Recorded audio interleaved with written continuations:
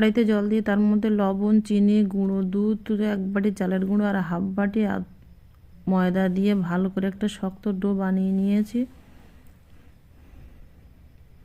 থালায় ঢেলে নিয়ে কড়াইতে অল্প একটু জল দিয়ে তার মধ্যে গুড়, এলাচ দানার গুঁড়ো আর নারকেল কোড়া দিয়ে ভালো করে নারকেলের পুর বানিয়ে নিয়েছি। এবার মাখানো ময়দা চালের গুঁড়োটা মাখিয়ে নারকেলের পুরটা বানিয়ে নিয়েছি। একটা চিজ দুভাগা করে নিয়ে ময়দার ডোটা বাটির আকারে করে নিয়ে চিজ দিয়ে তার উপরে নারকেলের পুরটা দিয়ে এবার পিঠের শেপে বানিয়ে নেব। পিঠেগুলো সব বানিয়ে নিয়েছি, এবার গরম তেলে ভেজে নেব। দেখুন কত সুন্দর গরম তেলে লাল লাল করে ভেজে নিয়েই রেডি হয়ে গেল একদম অন্যরকম স্বাদের পিঠে।